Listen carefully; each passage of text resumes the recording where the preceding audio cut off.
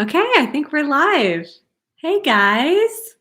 Let me know if you can see me and hear me okay. I'm not the most tech savvy person ever. Abby actually helped me a lot with setting this up to make sure it worked. So let me know that my audio is okay. You can hear me, you can see me, and welcome. Thank you guys for being here tonight. I'm so excited to be able to just have a little bit of time to chat with you. Hi, see you guys jumping on in the chat.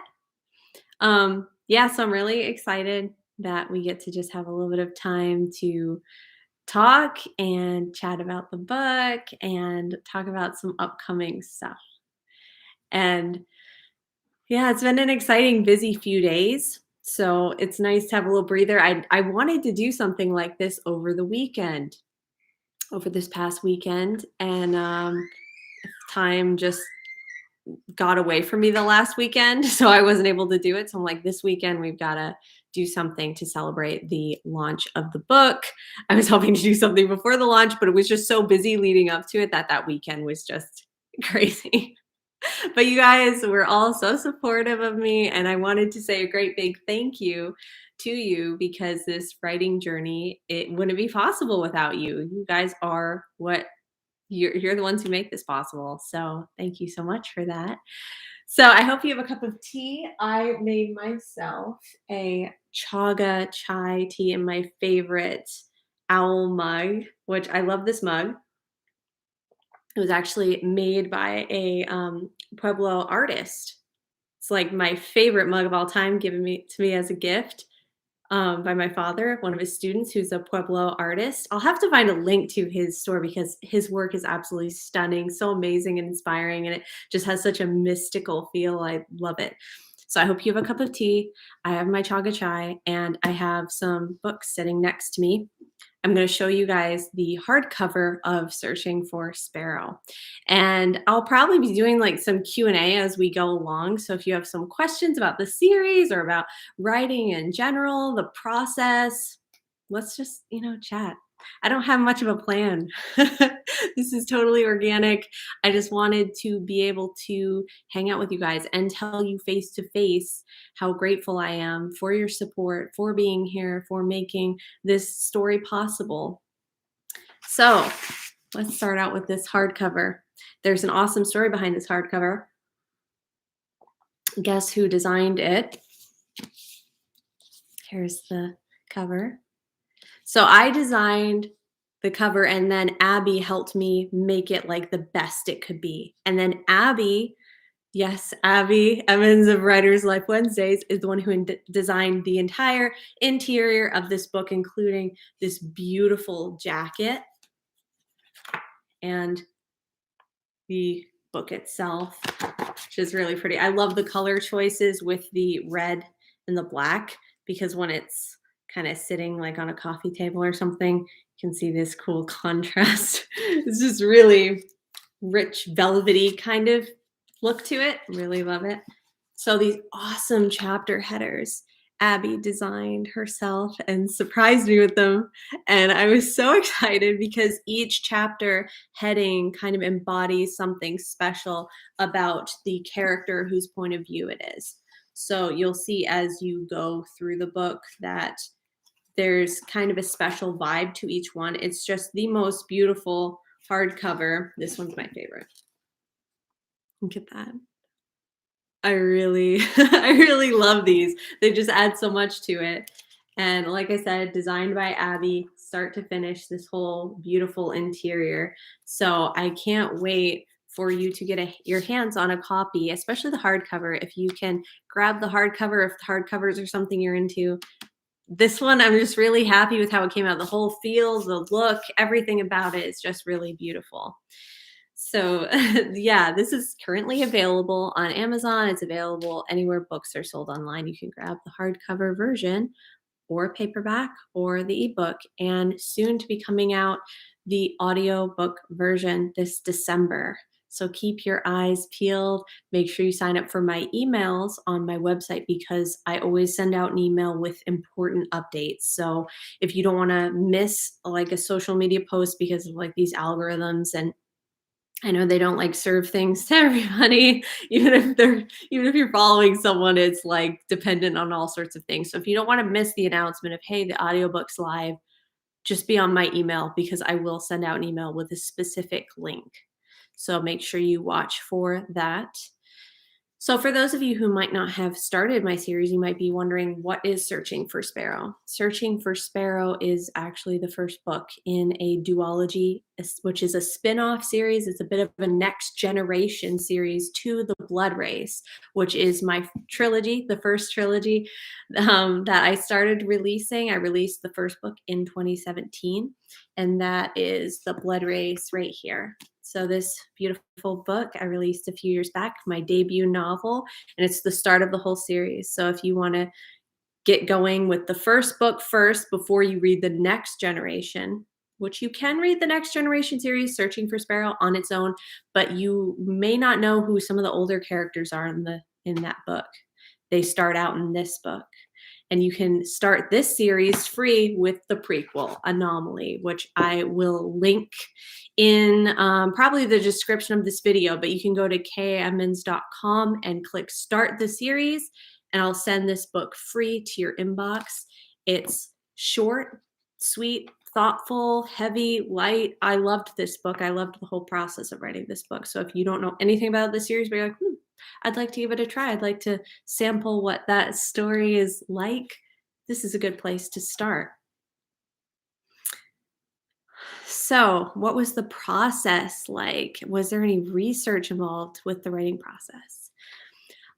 There wasn't too much research. There was some, um, but it's very much urban fantasy. The Searching for Sparrow, Sparrow Rising series, the duology is a bit. It's very much a thriller. It has a little bit of a paranormal vibe. So, the wonderful thing that I love about paranormal and fantasy is that you can really, your imagination's the limit. You can do whatever you'd like, and it is futuristic. So, I didn't research a lot. Most of it just came straight out of my imagination. However, there are some elements that are more about the environment and what that looks like in the future, and certain species that actually speak a lot to me. For those of you who have already read Searching for Sparrow, you know there's an element about buffalo or American bison, which is an animal that has been a bit of a spirit guide. And I I love them because of what they speak of. They speak of such an amazing rural spirit, this wild, free spirit. And I think that they embody this feeling of power. So I wanted to include them in the book. They've spoken to me ever since I was a little kid and went out to Yellowstone, which is where the book takes place, is in a futuristic version of that area, like Yellowstone National Park. I spent a lot of time there, and I went there a few years back, and I was just like, wow, blown away, wanted to write about that place. And so I did a little research on that landscape and on the animals that live there. And I wanted to bring in real facts and details about those animals. So that part of the book was very interesting to research. And that was probably where I did the most research, was wanting to get that right and wanting to create a realistic picture of, hey, if things like continued down a road of just consumption and not caring, where would these animals end up? So that's probably the thing I researched the most and really enjoyed.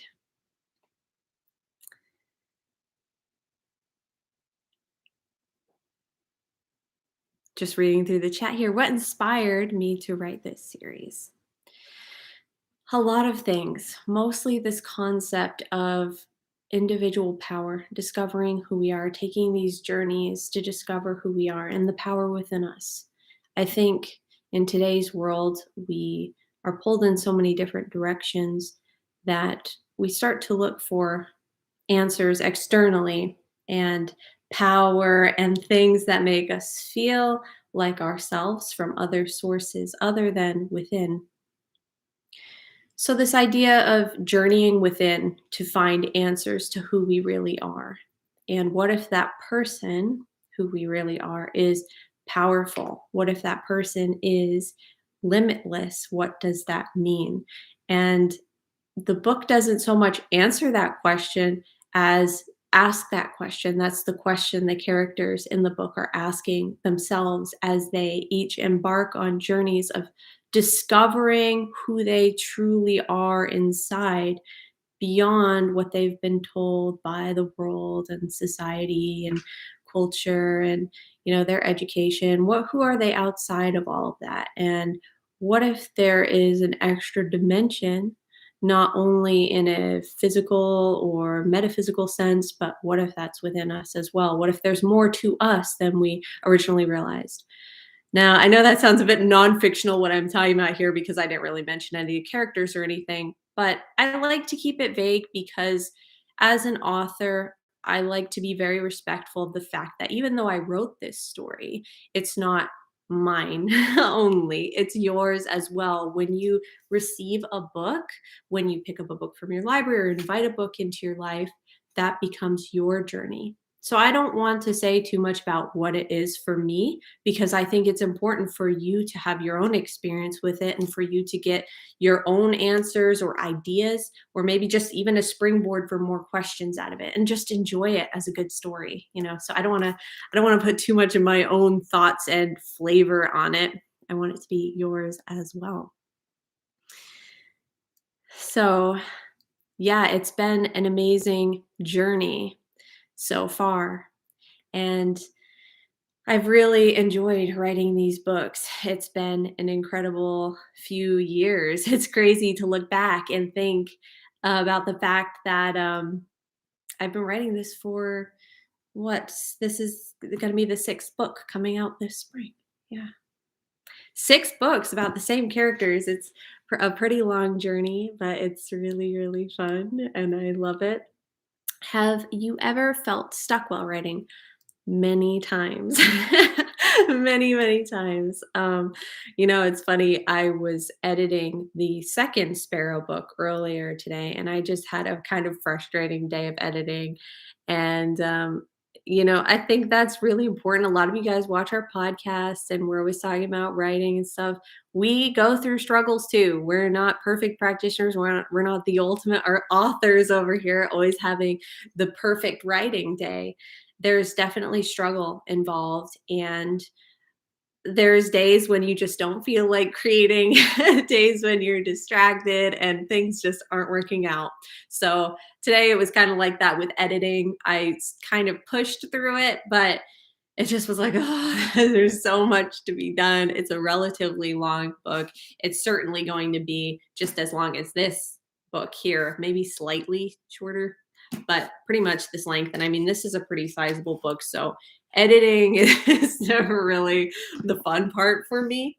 So it's something that has its ups and downs. And so it's fine to accept that. You know, I think we need to just accept that, hey, it's okay to have a day where you feel kind of off. It's okay to have a day where you feel stuck. And for being stuck, what I do is try to pull back as best I can. And it's not always easy because you want to just sit there at the computer and be like, no, I'm going to stay here till I get this right. But sometimes that's the worst thing to do. Sometimes we need to actually step back, pull back from working on it so hard, and just give ourselves some time and distance so that we can look at it with fresh eyes and a better energy. Maybe we need to do something else for a little while. Maybe we need to go for a walk, have a nice meal, spend time with people we love. We need to do something else and not keep torturing ourselves over and over again with it, if it's whether it's being stuck writing or just having a crappy editing day. you know you hate edit. Yeah, I hate editing long books too sometimes. I love it sometimes and I really don't have the greatest time with it at other times. I feel like a lot of writers don't like the editing process though. My editor is amazing, and I often think about her and how it's like a superpower to be able to do that, to work this magic on so many books in such a short period of time. Am I self-published or being published by a publishing house? I am self-published, so I'm an independent author, and I'm very proud to be so. I decided to do that with my first book, and I haven't really looked back since then because I love the fact that I have direct access to you guys without having to go through any like sort of um, thing in the middle, any sort of like publisher or something like that. I just like to be able to work on it all myself. Abby has been such a wonderful guide in this process too, as a lot of you know from watching her wonderful and insightful YouTube channel. Writer's Life Wednesdays, she talks constantly about how to publish your books in the best way possible. And Abby and I talk about that a lot on the podcast. So it's been amazing to learn these tools and how to do them in the most successful way possible so that I can, in turn, and Abby as well, both of us together help other authors learn how to do that in the best way. So that's been really fun. I should say I am a hybrid author too in the way of audiobooks. I have a wonderful publisher for my audiobooks called Podium Audio. So you'll see my audiobooks are out for this entire series. So again, if you're interested in reading The Blood Race or the Sparrow series, those will be in audiobooks. Audiobooks is something I did not have any experience in and felt not very excited to take on that much work myself with everything else. I wanted to be able to focus on the books. So the audiobooks are published by Podium Audio, amazing company. Stunned by the work that they've been doing. So keep your eyes peeled on my email list, my YouTube, Facebook, things like that. I will let you know when the audiobook comes out. It's going to be December.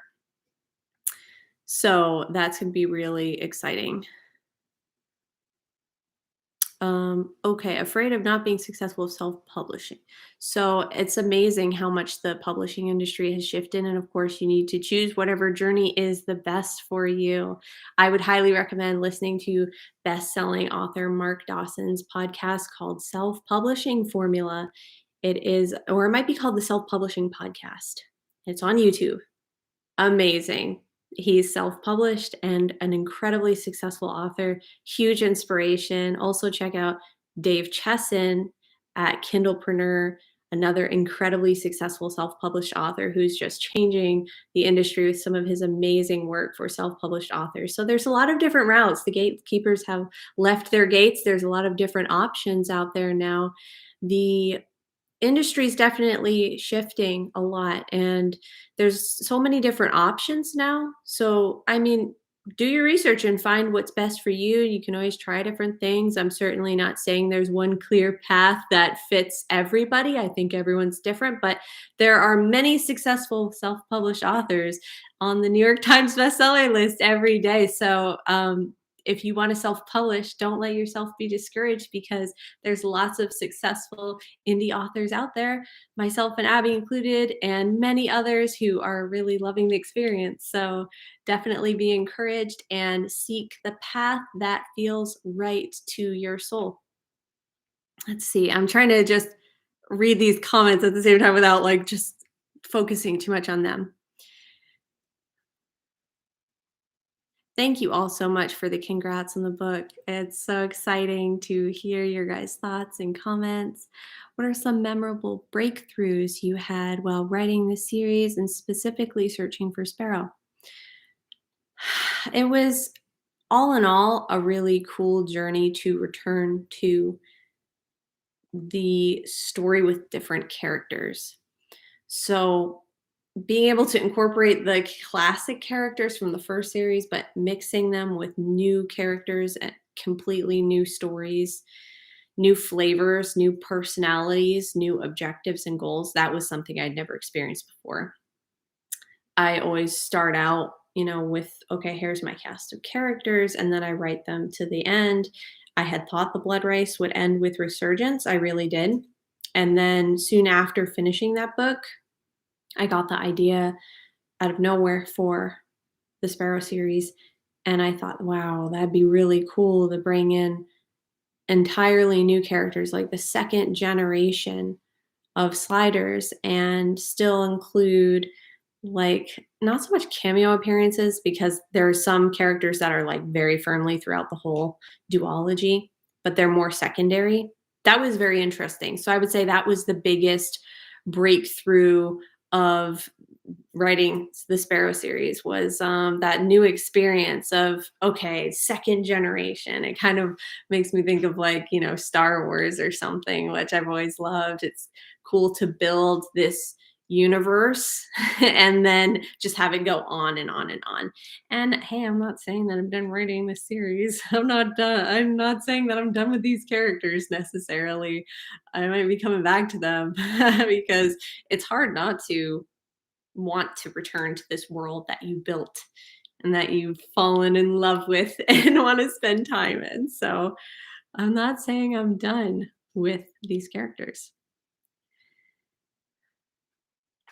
Do I outline my books or for my series just as detailed as Abby does? Well, you said you're new to my channel, so welcome. Thanks so much for being here. I don't outline like Abby does. So we have I think it was the second episode of the Kate and Abby show. So if you scroll back, I have a playlist on my channel of the Kate and Abby show. If you scroll back to like the second episode, we did that one on Plotter versus Pantser, which we did it for kind of the sake of seeing the comparison, even though I would not consider myself a pantser. I like to call myself a visionary writer because I usually get I'm a very visual learner. Visual concepts usually come to me. I kind of see the whole outline in a visual context in my mind, and then I write exactly what I saw. And then all the gaps in between sort of work themselves out as I go. So I'm not just sitting down and making it up as I go necessarily because it's coming to me visually at other times. So I don't usually outline at all. Sometimes I will write on a sticky note like, oh, this point has to happen at this chapter or something like that. But I usually don't have too many more details. It depends on the book. Sometimes if I'm currently working on a very deep fantasy book, which I am on a little bit of a hiatus from while I edit this second Sparrow book. But that one has a little bit more. I have like a note document that I'll save a couple notes here and there because it's a lot of characters and it's a little more complicated than my other stories. But I can't wait to get back into writing that book. That's one of the things too that's made editing frustrating is I'm like, I want to get back to the actual creative writing, please. It's been really, really tough to not be also writing, but it's hard to do both too. Do I have any short stories that I've written recently? I don't have any short stories that I've written recently, even though I've written quite a few in the past. I have some up on my blog and then some in my Patreon, I want to say. But I used to put a lot of like short stories on my blog sometimes. I do like writing short stories because you can kind of just get a little concept in your mind and write something really quickly without committing to a whole book. Short stories are really fun. Abby's done short stories too, and we both like to kind of bounce ideas off each other. And then I've had books that started as short stories and then blossomed into a whole novel. So that's also a really interesting process too.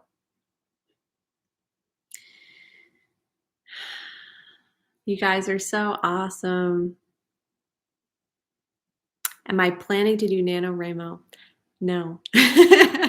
So I'm not too much of a contest person, even though I know it's not like competing, but it's kind of a little too much pressure for me to put on myself right now, especially. So I don't really want to try to do anything in 1 month. I'd like to just relax while I'm writing a book and not really have to hurry.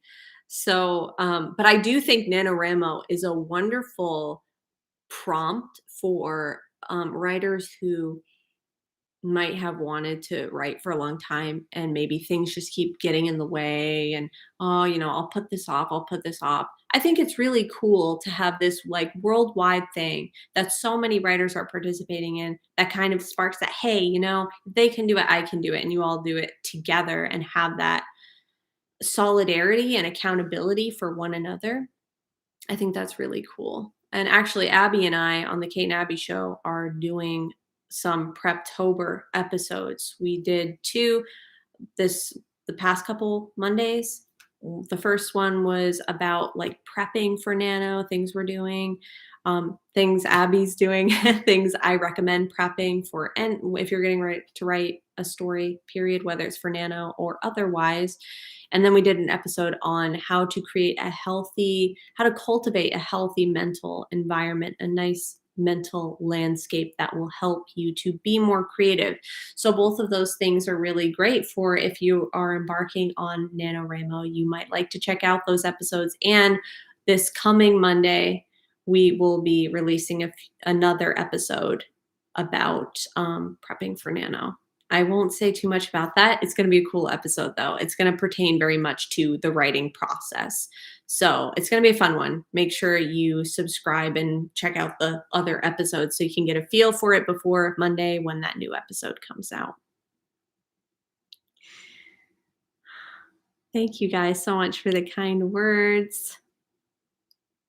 Do you find series easier to do than standalone books?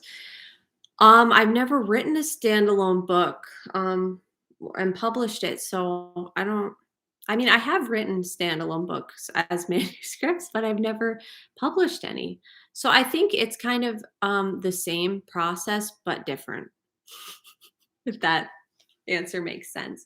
I think when you're writing a series, and we did a podcast episode on this, I think it was like I'm pretty sure we did one that was like series writing versus doing a one shot. And it's kind of the same thing, except you are almost planning the arc over the course of 3 books rather than just the one arc for the one book. So it's cool because you can make it last a lot longer. It's more like writing a TV series than a movie is how I think of it. Which I love writing series. I really do, because I like to really create and cultivate a world and then stay in that world for a long period of time rather than feel like I have to move on right away. I don't like to have to say goodbye to my characters that quickly.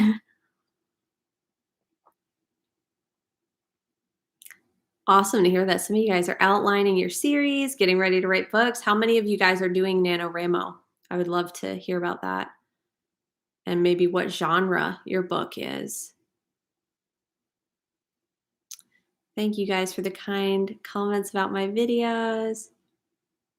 Who is my favorite character from the series? Ooh, that's a tough question. I love Hawk and Icarus, but I would have to say that my favorite character from the series is Finn. Because I should say something probably like, oh, I love all the characters equally. I don't. I have my favorites for sure. I love Hawk and Icarus, but I love Finn. Finn has a special place in my heart. So that's part of the reason why I really enjoyed writing this follow-up duology is getting to return to Finn. By the way, guys, I will be linking the place where you can actually go grab your copy of Sparrow. I just realized I didn't do that yet. So it's available anywhere books are sold online, including Amazon, which is what I'm going to link for you right now, just in the chat here. I'm not great with remembering to do all the marketing, getting these links and stuff. I always have to remind myself because I just like to, hang out and talk. Here we go.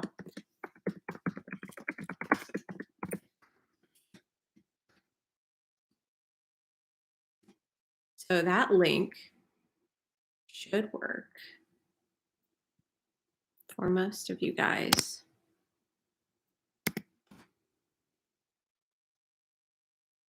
That's too long. If you also are in another country and you're thinking, okay, well, I'm not sure how to access it, all you have to do is go to your Amazon. So if you're in Canada, Amazon.ca, I believe, and you'll be able to just type in K Emmons and you'll see all my books pop up.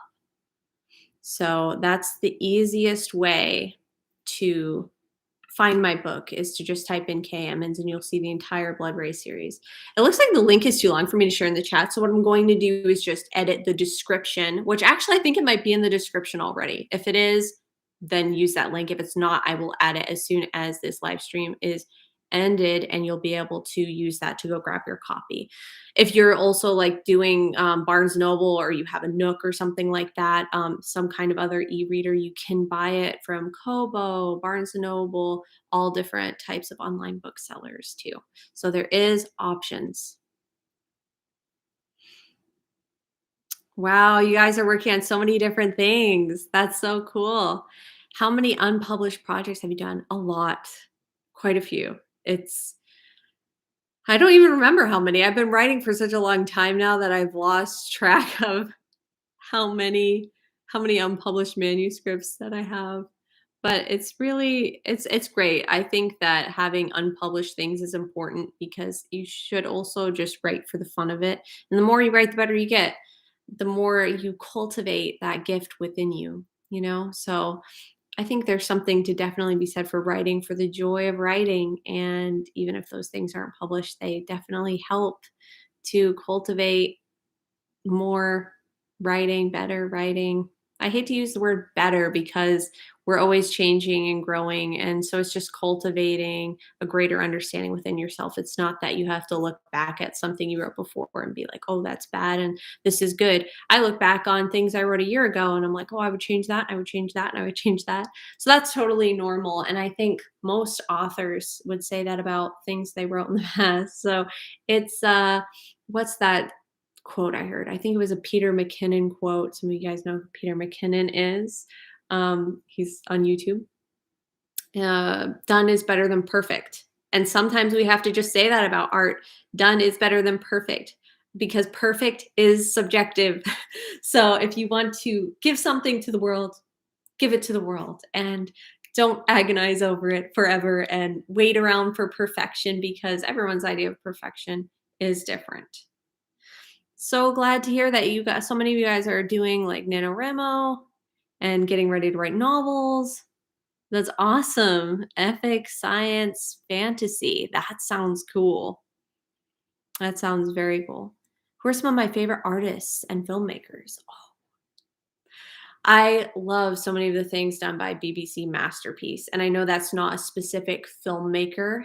Um, but they have so many films and series that I love that are just absolutely spectacular. The filmmaking is on point. The writing is amazing. So I would definitely recommend watching like so many different BBC masterpiece things. Like Poldark is one of my personal favorites. The writing in the first two seasons of that series is just impeccably good. The filmmaking is stellar. And a lot of you guys know from watch if you've watched the podcast or listened to the podcast, if you listen on a different platform, Abby and I are obsessed with films and psychoanalyzing different TV series because you can learn so much about writing from watching a TV series or a film, learning things from filmmakers. Like Abby always says, a story is a story is a story. You don't have to just read books. I'm not a big reader myself. I read some nonfiction, but I don't read much of any fiction at all. But I love watching movies and films and TV series and being able to experience great writing that way. That's my favorite medium to experience good writing. Thank you guys so much for the kind words.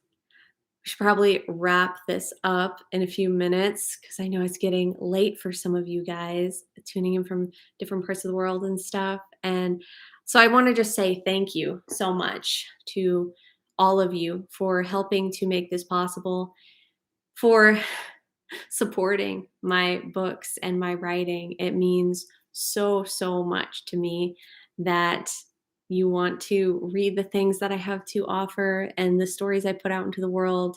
My goal is always to write something that serves. And I truly mean that. I don't want to be writing just for ego. I want to write something that can serve you in a positive way. Do you have any meditative or spiritual practices to nurture creativity? If I feel comfortable sharing, absolutely. So I have many spiritual practices and things that I feel cultivate creativity. Actually, I have a couple meditation videos that are positive affirmations for writers. I will recommend checking those out. They're on my meditation playlist on my channel. And I think meditation is one of the top ones for me that really helps to get me into the correct frame of mind. I usually start each day with a meditation or a yoga nidra, whatever I personally feel led to do that day. And I find that that helps to get me in a completely different headspace than when I skip meditation. Oh, I don't have time. I have to rush and get this done. My vibration is different. And whatever that is for you, take a little quiet time before you write and do something that helps you take care of your soul, right? So, disconnecting maybe from technology and just having a little quiet time, maybe light a candle, maybe have a cup of tea, maybe meditate or do some positive affirmations. Positive affirmations help to set us up to be in a better headspace than just going right into work or being maybe negative self talk. And that's something we all experience. So, it's nothing to be down on yourself about, like, "Oh, see, I get so negative. I can't be in a more elevated mind state or whatever." We all deal with it. I deal with it. I am not the perfect practitioner, so I rely on my spirit to guide me to what tools I need in order to be able to create. I think the best rule of thumb is to remember that when you're pouring out of your cup, you have to also be filling your cup. So make sure you're nourishing yourself, body, mind, spirit.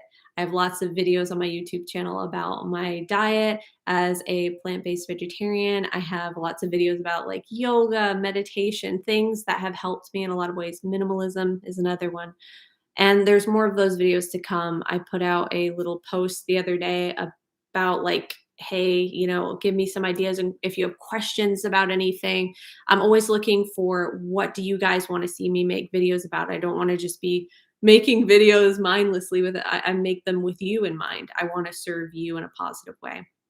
So head over to that post and let me know if there's anything specific that you don't see on my channel that you're like, hey, I'd love a meditation about this, or, this aspect of minimalism or creativity or writing. I would love to hear your ideas.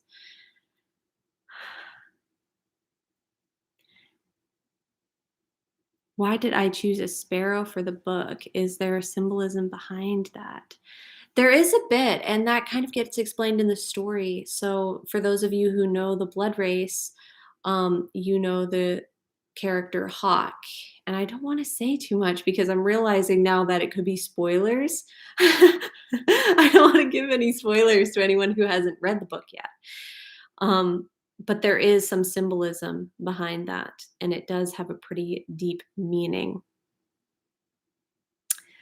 Thank you guys so much for all your kind words. It really means so much to me. I'm so glad we got a chance to do this. And I wanted to do it when the book first came out, and things were just too crazy. So I'm glad we got to do it now. You guys mean so much to me. I so appreciate you. I so appreciate this beautiful little community we're building here on my channel through the Kate and Abby show. Me and Abby get so excited to see all your comments on the podcast videos. And we're always looking for new ideas. So feel free to comment on those videos and let us know what you think, what you're going through in your own writing journey. We'd love to hear from you. We have a lot of new exciting things coming up over the next few months that we're very excited to share with you. Abby's got a book coming out, as a lot of you know. So we're both in the midst of writing new things and releasing new books. We're co-writing a new series together. So there's lots of cool things in the works. And we're so excited for the projects that you guys have going. We know a lot of you are doing Nanowrimo, and we feel humbled and honored to be able to be part of your writing journeys. When we get messages from you guys that say that we've helped you in some way, you have no idea how much that means to us because we really put a lot of time and effort into these videos and podcast episodes, and we really want them to serve you guys. We don't want to just be sitting around talking about writing to no end or talking about our own books. We want to help you. We want to let you know you're not alone. Especially if you feel like, hey, I'm writing this all on my own. Maybe you even have some negative talk around your work or negative self-talk in your head.